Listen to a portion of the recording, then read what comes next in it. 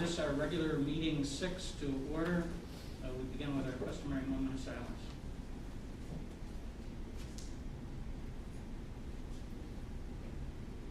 Thank you. Looking for a motion to approve the agenda. So moved. Had Jeff with a motion. Looking for support. Support. Support by Nick. All those in favor say aye. Aye. All right, and then we move on to recognition of visitors and hearing of people present. I am told that no one has requested an opportunity to address the board, so we will move on from the public hearing section on to correspondence. I know that there are a couple of items of correspondence tonight. Thank you, President Postma. We had a thank you note from Kim Van Dorp. Her son Mason was a recipient of the Krause Scholarship as well. Thank you note from them. And a note thanking us for recognizing the loss of Christine Lamb, a teacher at East, whose mother recently passed away. Thank you. Next on the agenda is our consent agenda. These are routine items that you see often or that have been discussed in committee meetings. Trustee can request to have any item removed for separate discussion and vote. Does any trustee wish to have an item removed? Seeing none, I call for the motion to approve the consent agenda. So moved. Laura with motion. Support? Support. Support by Tim. All those in favor say aye. Aye. All right. And then we come to reports, and the first is the student representative. Dr. Trevor, do you want to introduce the student representative? You want me to do that? Why don't you go ahead and do that? All right. So tonight we have Rockford High School senior Gwyn Waite, who's going to update the Board of Education on events at Rockford High. Again, my name is Gwyn Waite, and I'm the student representative for our high school. Let me just say how excited I am to finally be here to inform all of you what we are doing for my peers and the students of our high school. This year has definitely been a challenge with putting together our usual activities for our student body. This has not stopped us from coming up with new ideas that are safe for our students as well as follow the COVID guidelines of Michigan. One tradition we were able to keep alive was our senior homecoming court, and the court was voted on by our freshmen as well as the 10-12 building. Instead of doing it inside our high school auditorium, we were able to do it on our amazing tent that we've been blessed with. Even though we had limited seating, parents and family members were able to come out and support, as well as it being live streamed to students in their 5th hour classrooms. The homecoming queen this year was Michelle Whitkin, and the homecoming king was Joseph Whitmore. This brought a sense of normalcy to the students, as well as many things have been canceled, such as our homecoming game and the dance itself.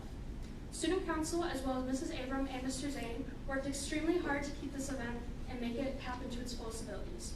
Student council is constantly working on ideas to keep the school spirit alive, such as Spirit Day Fridays and as well as homecoming shirts.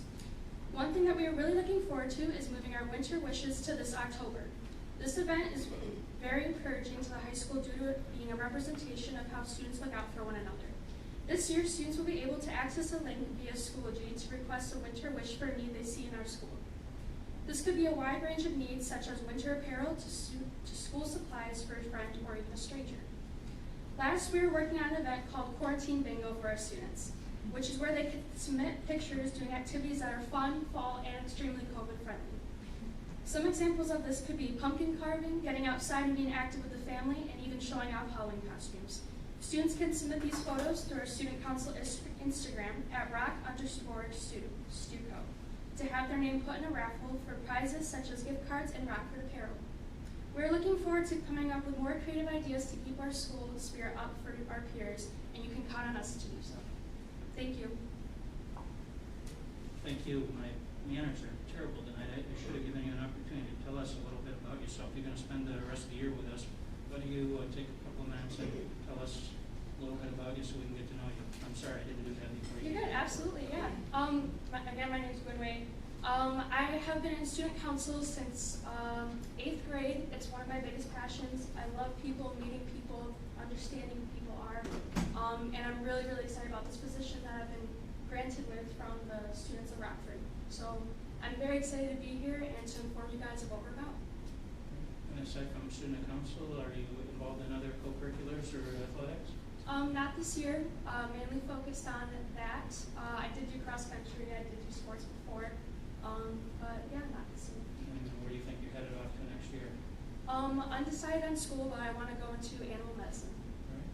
Any other questions for Gwen from the board? Animal medicine, Mhm. so she can stay, right? I was looking at you. Go green. He's going to make that pitch early and often, so you want to get used to that. Start wearing green to the meeting. Thank you. Next on our agenda is the collaborative team reports. Dr. Trevor? Yes, I've got 4 people going to present tonight and give a summary of some of the challenges that we're facing at each of the levels. We'll start with Jeremy Carroll, who will talk about the elementary challenges. Then we'll move from there to Dan Zhang, who will talk about secondary, middle school and high school. Then I've asked Dr. Kelly Amshay to talk about our Rockford Virtual program. And then I've asked Mike Graham to summarize what exactly it's going to look like in our remote online program for the next 2 weeks. Jeremy. Yeah, thank you. Thank you, Dr. Scheibler, Board of Education, Central Office. It's great to be here to just be able to update you on what the elementary has been up to these last few weeks, I guess you could say. As challenging as this beginning of the year has been from starting the year in a remote to face-to-face, it really has been a successful year. When we take a step back and just look at how our schools are operating across the district, I would be remiss to say kids want to be there. They, developmentally and just the social emotional impact of them being in school is so important. And in all honesty, it really has been a successful start at the elementary level. I'd be remiss if I didn't mention just the amount of work that the staff at all levels have been doing, from our teachers to our parapros to our cooks to our custodians. Everyone's jobs they look a little different this year, and they have done just a wonderful job of serving our students and each other. So just a couple of things to update you on kind of where we're at right now in the school year. The social emotional well-being of our kids have been at the forefront. And so even when we started remote, that was the most important thing. Our kids hadn't been in school for 4-6 months, and making sure that they're connected with us when we started remote, and even when we came back to school was important.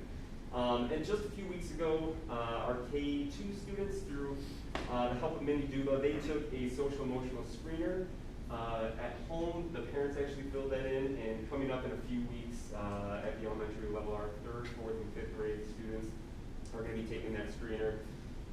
And that's just, again, to see if there are any kids out there that flag in any ways, and how we can best support them from a school system, but also any resources that might be out there for us to put them in touch with. Right now we are trying to measure the COVID gap in that summer slide. And so we just wrapped up our K-5 NWEA assessments the last 2 weeks. And right now we're in the midst of a new CAP meeting and a new structure to that with shared support. And we've dibbled students and now are trying to figure out our highest needs kids, those tier 3 kids, and the supports that they need to try to narrow that gap for some of our kids that have fallen behind, essentially. So those are 2 of the big things when it comes to just the social emotional aspect of things and our academic pieces.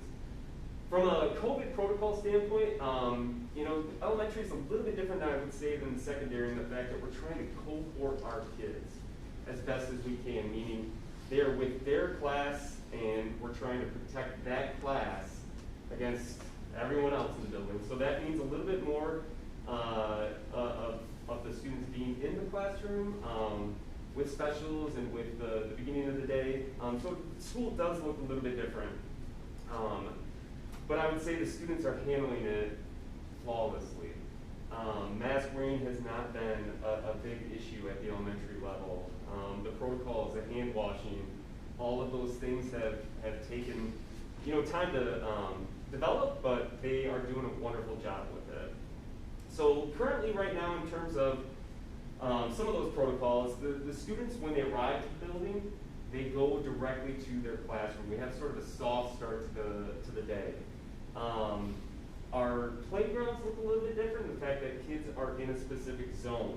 So we have more parapro support on our playgrounds. Thank you, Corey, for supporting us with that. And we have one para watching one group of kids outside. And it has been remarkable. They know they can't go to zone 3 or zone 4. They've learned that that's just the way it has to be right now. And then our end of the day looks a little bit different in terms of dismissal. Most of the schools are dismissing by bus when they come, and that's going really well. And again, another shout out to Matt Hewitt. He's been a driver at my building pretty much every single day, and I know everybody's just stepping up to the plate to do what they can to make this year successful. So a couple things coming up. Halloween is coming up, and obviously that's kind of a big thing when it comes to elementary schools. And so we have a modified celebration coming up where we're inviting our students to wear their costumes to school that day. Although we're not going to have parents that are coming into the building, we are still asking for some snacks and donations to come in throughout the course of the week, and teachers are going to be putting on some celebrations within their classrooms to try to bring some normalcy to that day. We know it's going to look different probably in neighborhoods and communities, so if we can provide some fun and some normalcy, we're looking forward to that. And the only other thing, and I know Corey's working on this right now, we've had those substitutes, just shortages. I know we've got interviews coming up this week. Been short on a few occasions, and we've filled those in. I know a lot of the principals have taught art or music or filled in other various roles. But like I said at the beginning, everyone's just chipping in, trying to do what they can. And it really is kind of that mantra of the Power of Us as we start this school year. So any questions for me at all from the elementary level? Has there been any trouble with the planning and keeping up with the planning and complaints? Not really. So each of our buildings have parapros that basically they clean the desks and they take care of the trash. Luckily, at least at my building, the kids have been eating outside. And so when they're eating outside, the trash goes in the trash barrels that we put out outside, and it gives our cleaners enough time to get in there. I have 2 cleaners plus our custodian. And now that the weather's kind of turning, we've had some days where it's been rainy and kids have had to stay inside. It really hasn't been an issue at the elementary level in terms of getting those desks clean and whatnot. So, yeah. And of course, we have those Clorox 360 machines that our custodians go into in the evening and literally spray the entire classroom. I mean, it's sterilized, whatever could be harmful is killed, destroyed, as we do in all our buildings and so forth. So that is something that is probably unique to Kent County and the school districts with what we have there with the 360 Clorox machines. Every building has one. High school has a couple.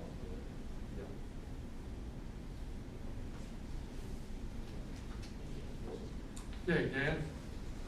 Thank you, Dr. Shriver, Board of Education. Just a few things to report from my middle school colleagues, Mr. Burkholder and Mrs. Weidenfeller. They had their parent-teacher conferences last week remotely. They report that all went well. They're also reporting that their students are doing a great job with all of the protocols and all the mitigation things that we've asked our students to take care of. Doing a great job of that. And again, they're just reporting that things have gone very smoothly at both East Rockford and North Rockford Middle School.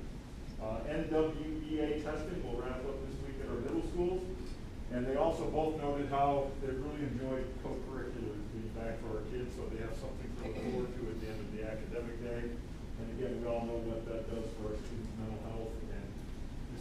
started something during a very difficult time. So that is a report from my colleagues at the middle school. I'm very fortunate at the high school that most of my report has already been given by Gwen, and I'm certain the board. I'm just amazed, as I'm sure you are. We've had some tremendous student leaders that serve as student representatives on the Board of Education, and you just have a wonderful young lady that's going to join you this year. Very proud of her and her classmates and student council. They stop by and check on me from time to time, which I really appreciate, because I miss the students just as much as the teachers do, but I credit Gwen and her classmates. They're always trying to find ways. It would be very easy to go to class every day in student council and say, it's COVID, we really can't do anything. But they're not. They're pushing envelopes, but I will honestly tell you, they're pushing with great questions. They're thinking with compassion. They're thinking about the current status of where we are right now, and then they're appropriately asking. So credit to this young lady and her colleagues in student council. Many of you, I don't know if you got to meet, but we had another senior step up this year at the Meet the Candidates Night out in McKenna. Again, it just reminds me of how special it is to be with this kid each and every day. And when we don't get to see them, obviously it's very difficult.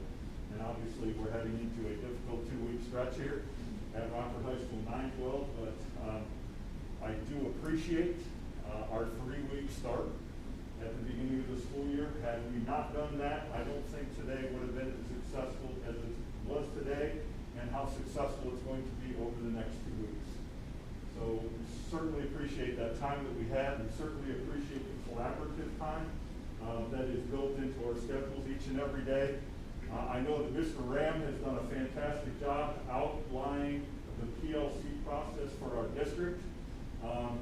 Had he known we were going to be dealing with what we were dealing with, I'm sure he and we would all like this to look much different than it is right now. But I can assure you, in every one of our buildings, that professional learning communities are alive and well. I've seen more collaboration in my tenure at Rockford High School during this period that we've been in than I've seen in my tenure. So just know what's happening, board, and when the time is right, Mr. Rand and Corey have a great plan for us to follow. But we're getting some dirty work done with collaboration. I think it's going to pay huge dividends for us down the road, just like our 3-week start is paying dividends for us right now at the Rockford High School 9-12 setting. I do want to step back and recognize the homecoming activities that we had. Certainly not what we wanted, not traditional, but there was a very special thing that happened as Wynn mentioned that our homecoming king, Joey Whitmore, was crowned at our ceremony. Joey was not at the ceremony. Joey was home with his dad. Joey could not be at the ceremony because he was in quarantine due to a close contact situation. So just a very emotional text messaging going back with Joey's father, Brian, as you all know, who's very ill right now. And again, I think the whole building, he's a special young man, Joey Whitmore. If you haven't had a chance to meet him, he comes from a very special family as you all know. So I would ask the board just to keep Brian Whitmore in your thoughts and prayers. Understand. Thank you. Okay. Any questions? Did it all go well pretty much? I mean, over the course of the day? Because it was a little different every 45 minutes versus. Yeah, teach. I went home today just in between school and these meetings here, and I had mentioned to my daughters yesterday that we're going to transition today back to remote. And your teachers are going to establish connections, and you may get a little bit of work, but we're all about establishing connections today. And as soon as I walked in the door, Dad, I thought you said we're going to have very little work today. Clear on some work I have. We're ready. We're rolling. And again, I think that 3-week start that we had certainly prepped for us today. And honestly, and I know Mike Rand and Corey got this feedback as well, and perhaps Dr. Scheibler, Mr. Cuneo.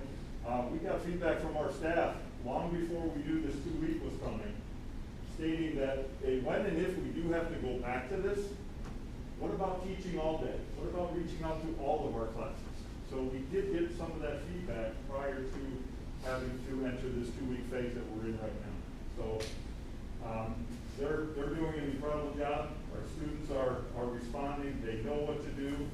I know, again, in my house and many other households, I didn't even have to tell my daughters. They said, oh, I got to charge my computer now. Because they slipped back into that mode that they did for the first 3 weeks of school. So, again, I think what is most important is communication. And either out of our offices, Tom's office, my office, our counseling offices, and teacher to student. We're going to make sure we have those connections during this 2-week period. Those 2 weeks in a 12-week trimester where we already had 3 weeks. We'll have 5 weeks of our trimester done online. And I hope it stays at 5. But again, those communications and those establishing those communications is very critical. And reports out of the 10-12 buildings today, and I think Tom reported the same, strong connection today. We picked up right where we left off in an enhanced version of what we previously had. Any other questions? Thank you, and thank you, Glenn. Okay, now, of course, because of this unusual situation that the entire world is dealing with, in our case in Rockford, we were put in a position where we had to establish a virtual school, and it's called Rockford Virtual. And it exceeded all of our expectations when it comes to number of students who enrolled in the program, primarily through their parents' interest, which in fact was obviously kindergarten through high school. And we needed a principal. And there was no one we could think of that would do the job as good as the person we had placed in that position. And of course that is Dr. Ramshay. And I've asked her to give the board an update as to just what is happening at the Rockford Virtual School. Well, thank you very much, Dr. Scheidler, Central Office Board of Education. Thanks for having me. I'm obviously thrilled for the opportunity, but in a bit of irony, I miss people, and I particularly miss students. So I finally, I don't know if you know this, I have an office now at Rockford High School. I moved in Friday and was so excited because I was walking by and seeing students learning, and then, yeah, so they're not there anymore. So it was a little bit of a disappointment going into the office today, but I'm excited to tell you where we are at, some of the challenges that we have faced, some of the things that we have yet to encounter in the next coming weeks. But I do have an office staff of 2 now. I was able to hire an administrative assistant, Lori Terranova. You know her. She has been around, and she is fantastic and has really just allowed me to do some of the things that I wanted to do for the program, and it has been just completely life-changing. So thank you for that. We're currently at 27 teachers and about 920 students in grades DK through 12, and that is exciting. And as we started launching the school year, we kept trickling in requests to come in, so we did end up opening a late enrollment window. So once we got the launch, then we had the late enrollment launch about 3 weeks later. So that was a little bit of a challenge, but much more smooth than the first time around. The teachers knew how to get the students in. They knew what tips and tricks to share with them as far as technology went. We did a great job of communicating with parents so that they knew exactly what to expect, and just a much more smooth turnaround that second group, which makes us all the more optimistic for the change of the trimester, where I anticipate we'll see some shifts, both from students who are currently in the face-to-face setting who might want to come over to the virtual world, and then the flip. Students who are currently in the virtual realm who might want to return to a traditional school building. So again, learning lessons every time that we do this, but I'm really confident that that transition is going to be a smooth one. We're just trying to fine-tune the timing on when we ask. We know if you ask too early, people are more likely to change their minds before the trimester actually starts. So we're trying to think that through very carefully and make sure that we have the information in a timely manner, but not in an inaccurate manner. Since taking this role, we all learned, the teachers and I together, how to administer the NWEA. when the students aren't in your building. So that was interesting, but there are some protocols for that now. So the students basically opened a Google Meet with their teacher for communication and proctoring purposes, and then they went and logged on to the website and took the test. So very, very interesting strategy for doing that. We had Count Day last week on Wednesday, and so the teachers are continuing to make sure they capture every student. Most challenging at the high school level because those students need to be captured for every course, and there's a specific, they basically have to do a scored activity, which doesn't happen every day for our students at the secondary level, but they're working it out. We are working to identify and intervene with students who are struggling. They're falling behind, they're not participating, they don't appear to be passing their classes. And we're setting up meetings and phone calls with those families to make sure that those students have a plan to finish the trimester in the right way and then to make a determination about what they're doing for the second trimester. As we move toward the second trimester, the website has been updated, and we're really just encouraging families to inquire this week to go there to the Rockford Virtual webpage. We do have some sets of Google Slides, a narrated version and a non-narrated version, so that families can spend this week learning about what our program is right now, and then using that to make their decision, and then they'll commit next week. In an exciting bit, our elementary teachers are planning a trunk or treat outside with COVID protocols, so we are working on the details of that, but hoping to bring students in so they can actually get a face-to-face with their teacher for the holiday. Any questions? Have you had any technology challenges? Any of the teachers? Oh, yeah. I mean, it's funny because we were laughing, like, when we launched Schoology, there were all these challenges, but you could just call somebody on the phone and they would run down to the classroom and, kind of problem solve it. But now these people are all over the district. So it was a little bit of a challenge, but again, now that our tech department and our teachers kind of know what the issues are, much easier to resolve when they pop up for somebody else. Yeah, because your meets have limitations on participants and that kind of thing, so. The meets have been okay. The Google Meet actually was very, very smooth. I think we used that a little bit for staff collaboration before we got into the school year. The curriculum, pieces, those digital pieces were a little bit tricky, as far as navigating that. But all in all, pretty well. Anything else? Okay, thank you. Thank you. I'd like for Assistant Superintendent for Instruction, Mike Graham, to give a summary of, you have a handout that we gave you regarding the fact that we've updated our remote online program from the first 12 days of school to what we're implementing the next 2 weeks at the Freshman Center and the 10-12 high school. Mike? Thank you, Dr. Seidler. Well, as you said, we used a plan our first 12 days, and I would even say, as you think about the progression of how instruction has changed in our district, I would even take us back to March, where we used our Engage and Explore plan, and then Rams Connect. Over the course of last spring, you might recall that those instructional experiences were more asynchronous for students, so the students would engage in activities and then submit, and teachers would give feedback after. The plan that we began with at the beginning of this year had a synchronous aspect. In other words, teachers were meeting with students through their video conferencing tool in a live setting. Students were interacting with students in that live setting. And so we, like anything, implemented that new system and then surveyed our staff and got feedback and wanted to consider making a revision to the elementary and to the secondary plan should we need a remote learning situation or be in a remote learning situation again. And I think that's just typical of our practices this year. You try something and you build on it and you refine and improve.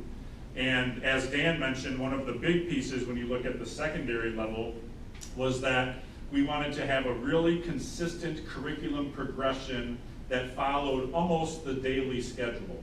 And so one of the key pieces was to start the year at the secondary level, we met more or less on A-B days, meaning half of the classes on one day and the second half the other day. That allowed for some longer classes.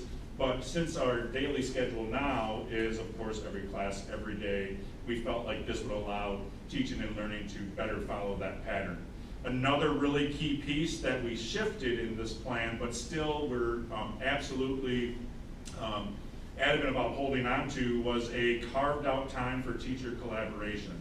And we know that that's so important. Our teachers are working very diligently to be agile right now. So just the other day they were in face-to-face, and now they're teaching 100% remotely. That collaboration piece that is strong in our district is really helping for the product of the instruction and the quality that our students are receiving. So we feel like that's a very important part as well too. And then you'll notice also that different than, say, the schedule at Rockford High School is a carved out intervention time for teachers to have some small group or individual reach out to students, so that, as Kelly mentioned, some of that intervention can happen, so that might be academic or that might be social emotional as well too. But there's a daily time there devoted to taking care of our kids' needs during this remote setting and this year, and that's a really important part as well. So I know there's more detail there that you can dig into. We've provided. You'll see the updated elementary plan as well, which is similar to what we used in the first 12 days, with some tweaks around some sequencing of the literacy block, some of the blocks of instruction, and then ensuring that Friday had a couple mini lessons, as well as incorporating science and social studies for teacher collaboration. So there's some small tweaks to that schedule as well too. And again, we are confident that we're using these schedules in a way to best ensure that the progression of curriculum is following, as much as possible in the face-to-face setting here as well too. So a big thank you to the teachers today for making this quick pivot. And as Dan mentioned, really prioritizing connecting with students. And we know that over the course of the next 9 school days, they will be giving their efforts in a way which is going to build on that start of the year. Any questions about this schedule? I know, like I said, you had some reading there. I can answer now or, of course, at any time.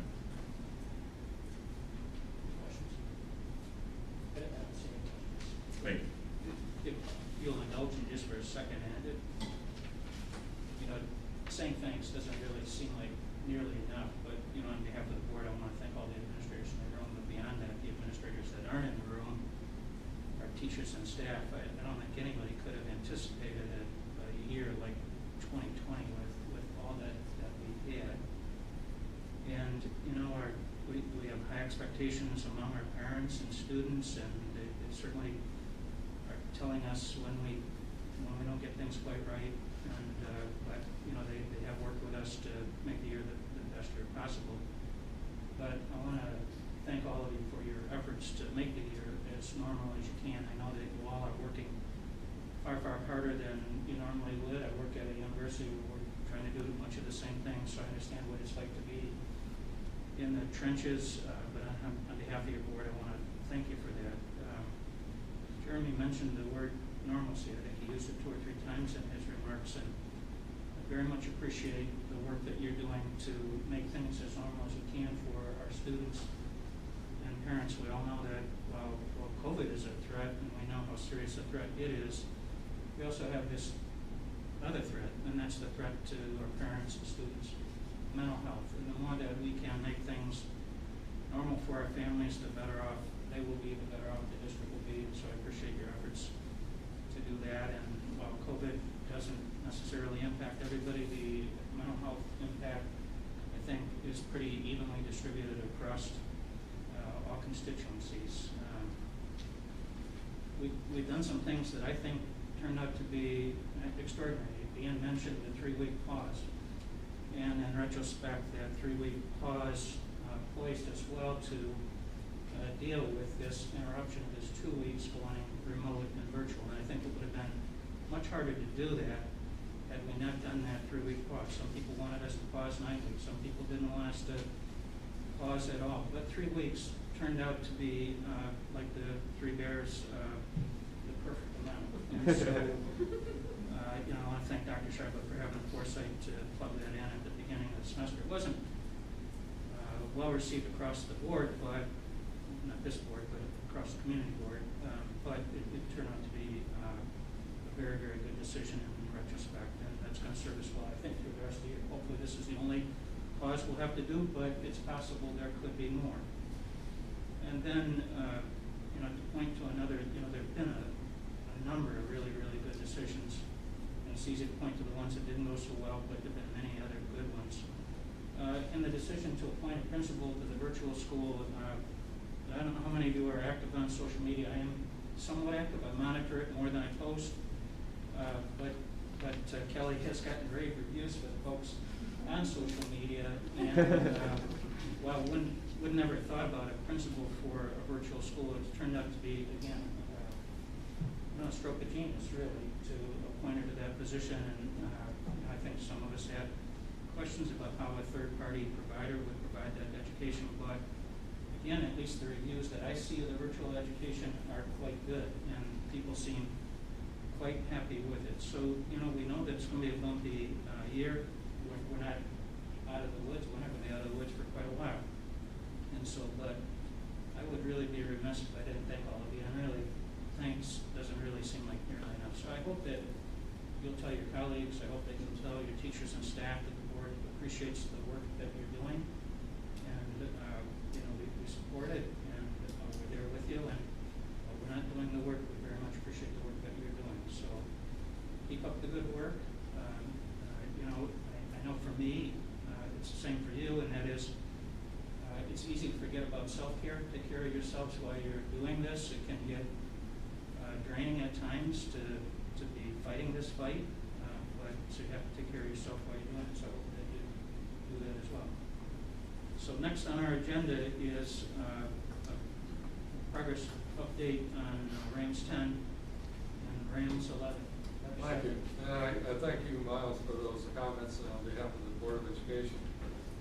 We've said for years and years and years that our greatest resource in the Rockford Public Schools are our people. There's no question about it, from our staff to our parents, and certainly our students. And we continue to believe that, and it continues to prove correct over and over again. Our greatest resource are our people. And in fact, we're so very proud of the successes we're having because of who we are and our people that are involved. So thanks, Miles, for those comments. This is going to be real quick because It took too much time? No, you're great. Great. This got RAMS 10, as you all know, we implemented in January 2018. And the 3-year strategic plan, which is our 10th over the last 30 plus years, was to end December 2019. And so it did, of course. And so, December 2020.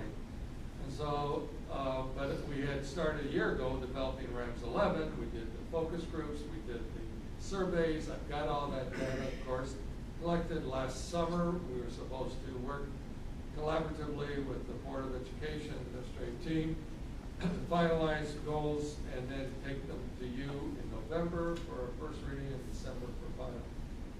Of course, I asked because of the interruption of this pandemic that we delay it, and that's exactly what I would like to say during this update. That's what we're going to do, is delay it. This is RAMS 10. There are many goals in all the different 8 categories in RAMS 10 that our administrative team and our teaching staff and support staff continue to work on. So there's enough work within RAMS 10 to finalize everything, while it would have been our wish to have RAMS 11 implemented January 2021. That certainly is going to take at least a 6-month hiatus, if not more than that. And just bottom line is we're just focused on dealing with the challenges that come with this virus and the impact it's having on families and on our schools. And so therefore, that's our priority. But I promise you the data is still there on RAMS 11. It will get done. but it'll be a matter when we can focus on it. So that's where we are. And so RAMS 10 will continue to be our guiding light until we can finalize and recommend and implement RAMS 11. I think the board recognizes that, in this environment, we're going to have to change some of our priorities, so we concur with your recommendations. Next on our agenda is the Masb Delegate Assembly, and Nick Reichenbach is going to report on the 2020 Michigan Association of School Boards Delegate Assembly. Nick? Thank you, Miles. So, board peers, for those in the audience listening, the Michigan Association of School Boards is our peer community for boards across the state, public school boards. Approximately 500 school districts are members. So the annual conference, as always, peers, is the first weekend after the election, the 6th and 7th. It is free this year. It's all virtual. There's a really nice mix of social emotional content, the usual touchy-feely stuff that is super important for reaching out and collaborating with your peers. But there's also some, outside of the general sessions, there's again a fair number of 1-hour skill building seminars. So most of you are familiar with that. This year it's free. It's Friday the 6th and the 7th.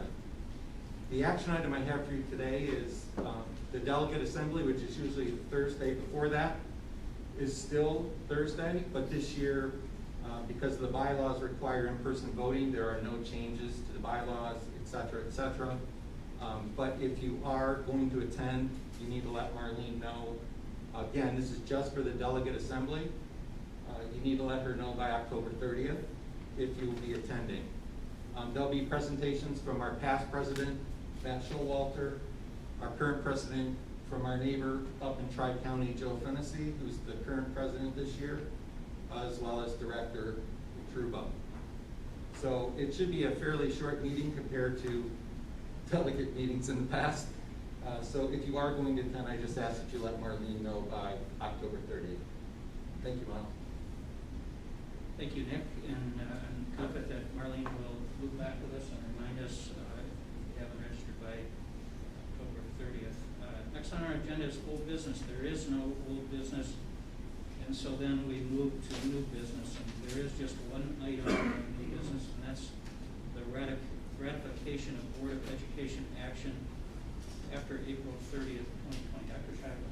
Yes, our attorney, Truman Law Firm, which represents probably 95% of the school districts in the state of Michigan, is recommending to superintendents that they bring to their boards of education this particular issue to be ratified. As the board knows, that recently the state Supreme Court voted the governor's executive orders as being unconstitutional, and particularly going back to April 30th, 2020. And as you may have read in the paper recently also, the state Supreme Court rejected her appeal, the governor's appeal for that issue, to appeal her issues. And so therefore, some people might think that we're just at a loss. Well, of course we're not. The Michigan Department of Health and Human Services, which does have the authority to implement these protocols by law, passed by the legislature back in the 70s, 80s, 90s, and so forth. It's on the books, is valid, reliable, and current to the situation. They stepped in, which quite frankly, I don't know why they didn't do that originally, because they are supported by the laws of the state of Michigan. But they didn't. The governor did it on her own. And now the Department of Health of the state has taken action. But just as complete is that local boards of education have taken action to support in their return to learn programs these same protocols. And you as a board and every board of education in the state has local power and authority to set those particular expectations. you've done it. But Druid, which I've worked with them for many years, they are very conservative in their thinking, and rightly so, to make sure school districts are protected. So they, in fact, this time are recommending, and now I'm speaking as from their position, that I am recommending that our Board of Education adopt a motion to ratify all action that you've taken as a board during your meetings that were held remotely after April 30th, 2020, in which a quorum of the board was not convened in a physical state, but you were obviously in an online state. And I'm recommending that you approve the motion as presented. All right, you've heard the superintendent's recommendation. Can I have a motion? All right, I have Jeff with motion support. Support. Support by Tim. Any discussion? Yes. I know I've been critical of this, and I'm going on the record to all the people that know me, is that we have to do this in order to protect our children. Our children want to come to school. I hear that every day about the social, emotional, and the well-being of our kids to get back into class. The only way to do that safely is with the masks. You got to look at the big picture, and I know I'm not going to be a favorite among the people that reach out to me, but the big picture is these children go home to their parents, sometimes their grandparents, sometimes they have extenuating circumstances, health problems. This is the only way we're going to get through this, is wearing masks. I will say that the students that came down with COVID, the teachers that came down with COVID, 98% of them did not get COVID from coming to our school. They got it somewhere else. By doing that, you put everybody else at risk to bring it to school not knowing you have it. That is where our issue is. And the reason why we had to shut down the school is because of the positive cases we have in our community. It has nothing to do with our school system other than what people are doing outside. They're going out and they're being reckless, they're doing stuff without their mask on. Sometimes I'm guilty of it too, okay? But that's the risk I take, and I don't have to worry about what I do with my family because they're not inside the school, but I am protective of them when I'm at home. But people need to know that we gotta do this. I totally support it. And I think that the only way to move forward is everybody's gotta be more cautious in their everyday lives and what they do extracurricular before they think about bringing it into the school system. Thank you, Tim. Any other discussion, comments, questions? All right, hearing and seeing no further questions or comments, I'll call for the vote. All those in favor say aye. Aye. And then we come to item K, which is adjournment. There are no more items before the board, and so we are adjourned.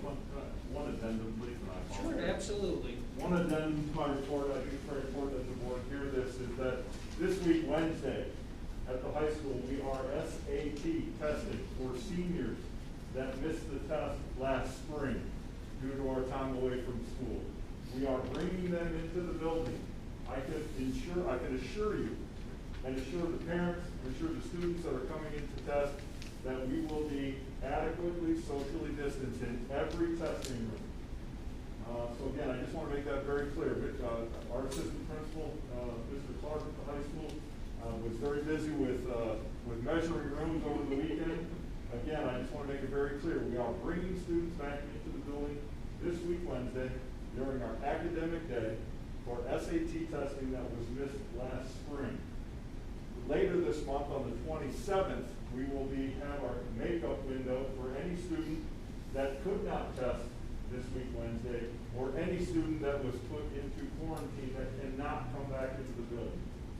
I apologize in my earlier report. I got talking about our students and our homecoming activity. That got a little emotional. I forgot one big thing that I wanted to be aware of, because you're going to hear about kids going into the building. It is true, on Wednesday, and they will be socially distanced during their time in the building for an SAT testing, and they will be out of the building by about 1 p.m. on testing. And 27th will be the makeup for any student who missed this week Wednesday or who was in quarantine and could not test. We will continue testing throughout the course of the year in our normal SAT testing dates that the state has established in the spring, in January, and also in the spring. And that will also afford our underclassmen a shot at the PSAT during those testing windows. And again, our current junior class will test SAT in the traditional spring testing. Again, Marlene, I apologize for my addendum. I know that, I have a question, but I know that Lisa Krieger has a question as well. Maybe she has the same question that I do. I just want to be clear, so of the 460 kids that are currently flashing, those would not be part of the testing population on that state? That's correct. Okay. If they are in quarantine, they're not coming in on Wednesday. Thank you. Yep. And all of them will have the opportunity to test on the 27th if they so desire, because it will be outside this 2-week window. Is obviously going to provide relapsing of the quarantine time for every student that we have at Rockford. So it's nearly all of the juniors that are taking the test on the first date that you gave then? It'll be the seniors Okay. taking the test from the missed opportunity last spring. Okay, wow. So that's all the way back from there. Approximately how many students do you think will be coming? We're anticipating having probably close to 400 plus students. Okay. We've had a couple of students that have said, I think I've maxed out, because they took it at other test sites last spring, Okay. when we weren't able to give it to them. So I'm not anticipating every member of our senior class coming back, but we're estimating about 400 plus students when they get back out of the class of about 640.